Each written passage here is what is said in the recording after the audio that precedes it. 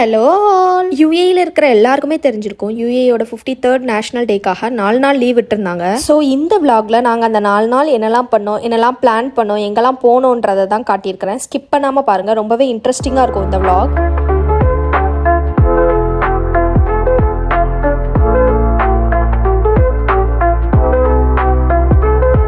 Saturday evening என் ஹஸ்பண்டோட கொலிகோட பொண்ணுக்கு first year birthday celebrate பண்ணாங்க. நாங்களும் அந்த பர்த்டே பார்ட்டி அட்டென்ட் பண்ணுறதுக்காக போயிருந்தோம். நல்லா ஆர்கனைஸ் பண்ணியிருந்தாங்க. கிட்ஸோட டான்ஸ் பெர்ஃபார்மன்ஸ்லாம் நல்லா இருந்துச்சு. சரி, சாட்டர்டேவே எப்படியோ ஓட்டிட்டோம். சண்டே, மண்டே, டியூஸ்டே 3 நாள் என்னடா பண்ணுறதுன்னு யோசிச்சுட்டு இருக்கையில தான் நம்ம தங்க குட்டி என்னோட ஃப்ரெண்ட்ஸ் வந்திருந்தாங்க வீட்டுக்கு. என் ஃப்ரெண்டோட ஹஸ்பண்ட், அவளோட பையன், அப்புறம் என்னோட பிரதர்ஸ்லாம் கூட வந்திருந்தாங்க. இவ்வளோ பேருக்கு குக் பண்ணுறதுலாம் நம்மளால முடியாது.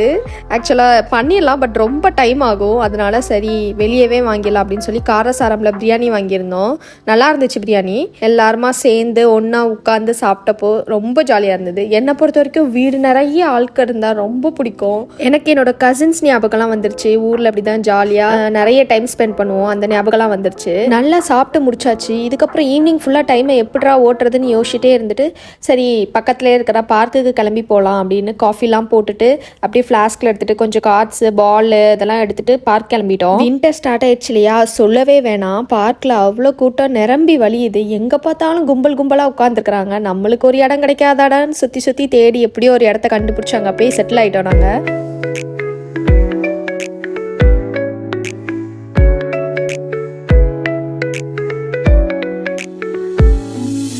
பார்க்கு போனதுக்கப்புறம் பார்த்தா ரொம்ப சில்லுன்னு இருக்குது. பாப்பு கையெல்லாம் சில்லுன்னு ஃப்ரீஸ் ஆயிடுச்சு.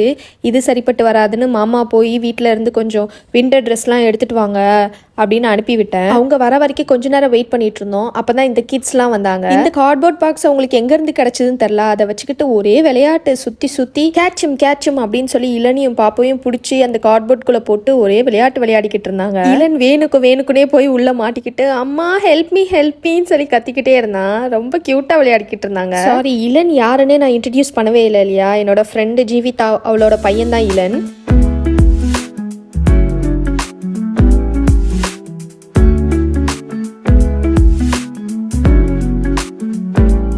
ஆக்சுவலாக நான் ஒன்று சொல்ல மறந்துட்டேன். நாங்கள் பாட்டுக்கு எல்லாம் ரெடி பண்ணி எடுத்துகிட்டு கிளம்பிட்டோம். பார்க் வந்து பார்த்ததுக்கப்புறம் தான் தெரியுது, எடுத்ததில் பாதியே வீட்டிலேயே வச்சுட்டு வந்துட்டோம் மறந்து. பாப்பாவுக்கு ட்ரெஸ் எடுக்க போனேன். எங்கள் மாமாவுக்கு கால் பண்ணி மாமா இதெல்லாம் மறந்து வச்சுட்டு வந்துட்டேன், எடுத்துகிட்டு வந்துருங்க அப்படின்னு சொல்கிறேன். அவங்க டென்ஷன் ஆகிட்டாங்க. பேசாமல் நான் வீட்டிலே இருக்கிறேன், நீங்களாம் கிளம்பி வீட்டுக்கு வந்துருங்க அப்படின்னு ரொம்ப டென்ஷன் ஆகிட்டாங்க. அப்புறம் எடுத்துகிட்டு வந்த காஃபி, ஸ்நாக்ஸ் எல்லாம் சாப்பிட்டுட்டு அப்படியே ஃபுட்பால் விளையாட ஆரம்பிச்சிட்டோம்.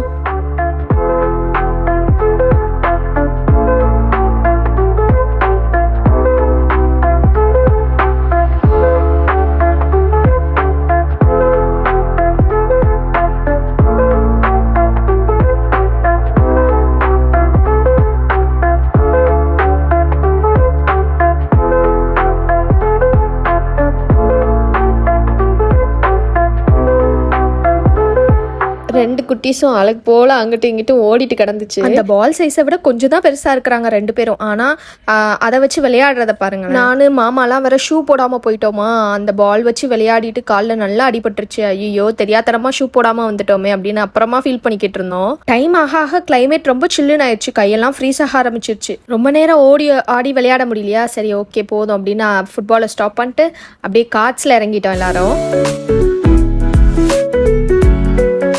அடுத்து மண்டே ட்ரிப் ஸ்டார்ட் ஆயிடுச்சு. எங்கள் எல்லார் ஃபேஸ் பார்த்தாலுமே உங்களுக்கு தெரியும், ரொம்ப எக்ஸைட்டடாக இருந்தோம். நாங்கள் மம்சார் பீச் பார்க்குக்கு கிளம்பிக்கிட்டு இருந்தோம். இந்த கிளவுட்ஸ் எல்லாம் பார்த்தா நாங்கள் ஈவினிங் கிளம்புன மாதிரி இருந்திருக்கோம். பட் கிடையவே கிடையாது. நாங்கள் கிளம்புன டைம் ஒரு 1 PM இருந்திருக்கோம்.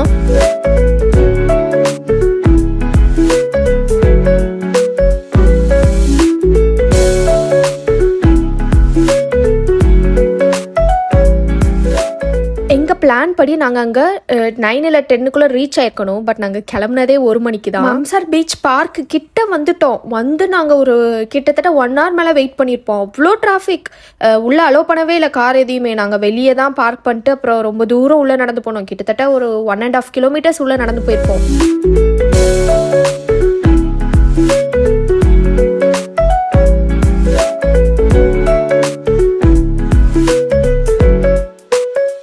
போகிற வழியில் கேரிஃபோரில் கொஞ்சம் திங்ஸ் வாங்கிட்டு போகலாம் அப்படின்னு சொல்லி போயிருந்தோமா. அங்கே நேஷ்னல் டேக்காக ஃபுட்லாம் டிஸ்ட்ரிபியூட் பண்ணிட்டு இருந்தாங்க. நிறைய பலூன்ஸ்லாம் கொடுத்தாங்க. குட்டீஸ்லாம் ரொம்ப ஹாப்பி ஆகிட்டாங்க பலூன் கிடச்சதும். நான் மம்சார் பீச் போயிருக்கிறேன். பட் இந்த மம்சார் பீச் பார்க்குக்கு வந்து நான் போனதே இல்லை. இதான் ஃபர்ஸ்ட் டைம். ரொம்ப சூப்பராக இருந்துச்சு. அதுவும் நம்ம டீம் சீக்கிரமே வந்ததுனால நல்ல ஸ்பாட்டாக பிடிச்சி வச்சுருந்தாங்க. அப்படியே பீச்சுக்கு ஸ்ட்ரெயிட் ஆப்போசிட்டில் டென்ட்லாம் போட்டு சூப்பராக செட் பண்ணி வச்சுருந்தாங்க. எங்களுக்கு ஒரே குஷி ஆயிடுச்சு. வந்ததும் நாங்கள் எந்த வேலையும் பார்க்கல. வந்த வேகத்துக்கு சாப்பிட ஆரம்பிச்சிட்டோம். ஆல்ரெடி அவங்க பார்பிக்யூலாம் மேக்ஸிமம் பண்ணி வச்சுருந்தாங்க. Ghee rice and chicken gravy வந்து லஞ்சுக்கு பிளான் பண்ணியிருந்தோம். நாங்கள் அந்த கேம்பிங் ஸ்டவ் இருக்குதுல்ல அதை எடுத்துகிட்டு வரதா பிளான். அதில் தான் எல்லாம் பண்ணுறதா இருந்துச்சு. பட் நாங்கள் வர்றதுக்கு லேட் ஆகிட்டதுனால அவங்க ஃபர்ஸ்ட்டே கீ ரைஸ் மட்டும் பண்ணி வச்சுட்டாங்க. சிக்கன் கிரேவி ப்ரிப்பரேஷன் மட்டும் ஹோல்டில் இருந்தது. ஸோ அதனால் நாங்கள் வந்ததுக்கப்புறம் அந்த வேலையை ஸ்டார்ட் பண்ணிட்டோம்.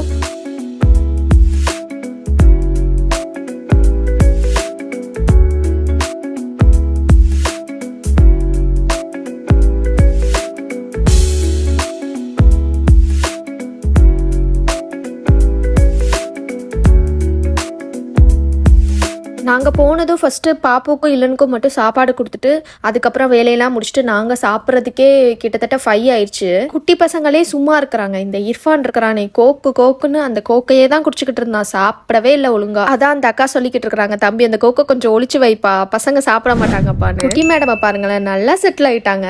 ஒரே குஷி தான் மேடம்க்கு. கடல் காத்து அந்த அங்கேயே போகணுமா, அவளுக்கு பீச்லேயே தான் இருக்கணுமா.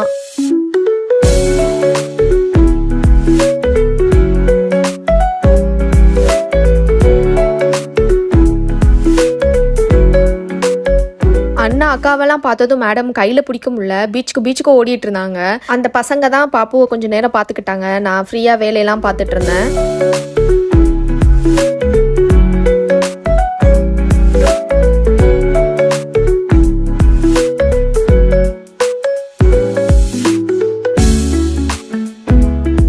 நாங்கள் மம்சார் பீச் போயிருந்த அன்னைக்கு டேட் December 2. பட் December 1 அன்னைக்கு இர்ஃபானோட பர்த்டே. அன்னைக்கு தான் அவன் இந்தியாவிலேருந்து கிளம்பி துபாய்க்கு வந்துட்டு இருக்கிறான்.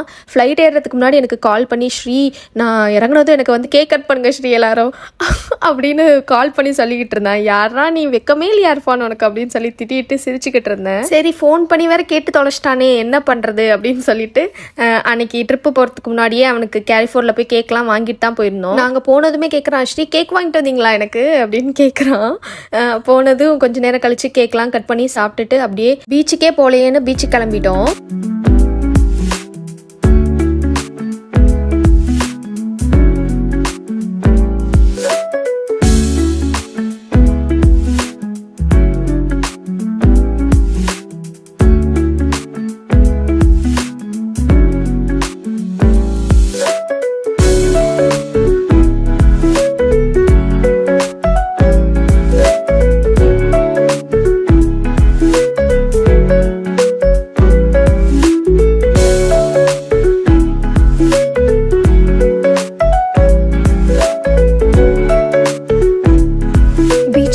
நல்லா சூப்பராக ஃபோட்டோஸ்லாம் எடுக்கலான்னு போய் பார்த்தா லைட்டிங்கே இல்லை, இருட்டிருச்சு. எனக்கு ஒரே வருத்தமாக போச்சு. பீச்சுக்கு வந்ததே ஃபோட்டோஸ் எடுக்கலாம் தானடா, இப்படி அதுக்குள்ளே இருட்டிருச்சேன்னு சோகமாக இருந்தேன்.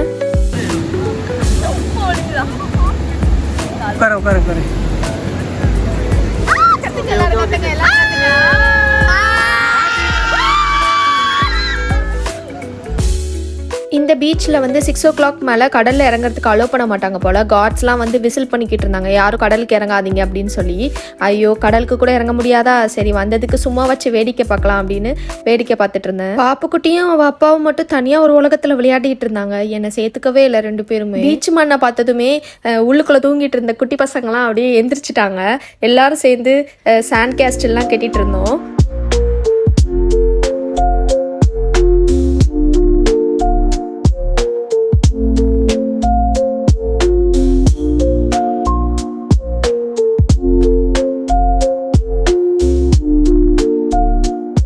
குட்டி பசங்களோட சேர்ந்து நாங்களுமே குழந்தையாவே மாறிட்டோம் தான் சொல்லணும். நாங்க அவங்கள வச்சு ஃபன் பண்ணோமா இல்ல அவங்க எங்களை வச்சு ஃபன் பண்ணாங்களான்னு இன்னும் வரைக்கும் எனக்கு தெரியல.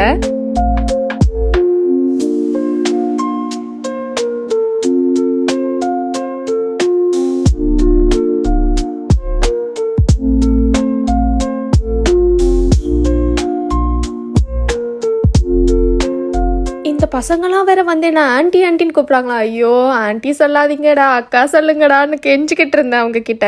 அது ஏனோ தெரில மனசு ஏற்றுக்கவே மாட்டேங்குது ஆன்டின்னு சொன்னால். எனக்கு 26 தாண்டா ஆகுது அக்கா கூப்பிடுங்கடா அப்படின்னு சொல்லி கெஞ்சிக்கிட்டே இருந்தேன்.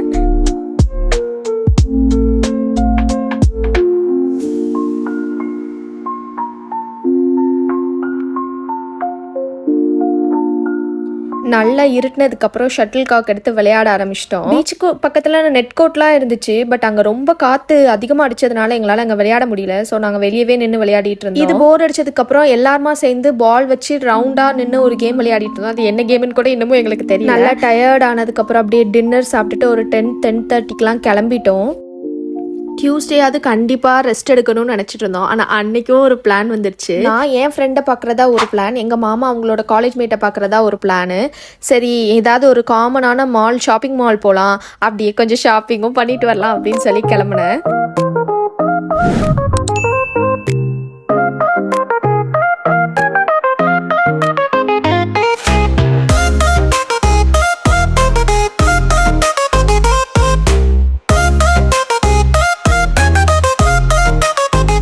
ரொம்ப நாள் கழிச்சு அவங்க காலேஜ் ஃப்ரெண்டை பார்த்ததும் என்ன மறந்துட்டாங்க. அவங்க 2 பேரும் பேசிட்டு அப்படியே எங்கேயோ போயிட்டாங்க. சரி நீங்கள் உங்கள் ஃப்ரெண்டோடையே பிஸியாக இருங்கன்னு சொல்லிட்டு நானும் இர்ஃபானு அப்புறம் இர்ஃபானோட ஃப்ரெண்டு ஒரு பொண்ணு வந்திருந்தாங்க.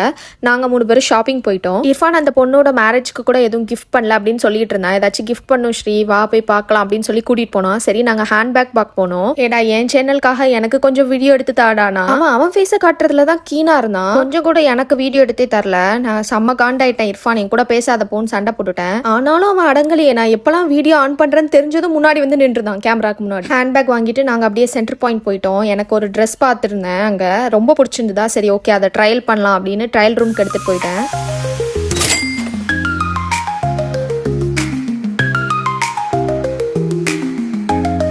ட்ரெஸ் போட்டு பார்த்ததும் எனக்கு ரொம்ப பிடிச்சிருச்சு. ஒரு பர்ஃபெக்ட் ஃபிட் ட்ரெஸ்ன்னு சொல்லணும். குஷியில் நான் அப்படியே டான்ஸ்லாம் ஆட ஆரம்பிச்சிட்டேன். கேர்ள்ஸுக்குலாம் இது ரிலேட் ஆகும்னு நினைக்கிறேன். நமக்கு பர்ஃபெக்டாக செட் ஆகுற மாதிரி ஒரு ட்ரெஸ் கிடச்சிருச்சுன்னா ஐயோ அன்னைக்கு ஃபுல்லாக நம்மளுக்கு தூக்கமே வராது. நானும் வீட்டுக்கு போய் எனக்கு நைட் ஃபுல்லாக தூங்காமல் இந்த ட்ரெஸ்ஸை எப்படிலாம் ஸ்டைல் பண்ணலாம், எங்கே போடலாம் ஃபுல்லாக யோசிச்சுக்கிட்டே இருந்தேன். ஷாப்பிங் எல்லாம் முடிச்சுட்டு நல்லா சாப்பிட்டுட்டு வீட்டுக்கு கிளம்பிட்டோம். ரோட்லலாம் நேஷனல் டேக்காக நிறைய லைட்டிங்ஸ் பண்ணியிருந்தாங்க. அதை பார்த்துட்டு அப்படியே சாங்ஸ் கேட்டுட்டு வீட்டுக்கு போயிட்டு இருந்தோம். இந்த vlog அப்லோட் பண்ணுறதுக்கு கொஞ்சம் லேட் ஆயிடுச்சு, சாரி. நெக்ஸ்ட் வீக் இன்னொரு vlogல சந்திக்கலாம். பாய்.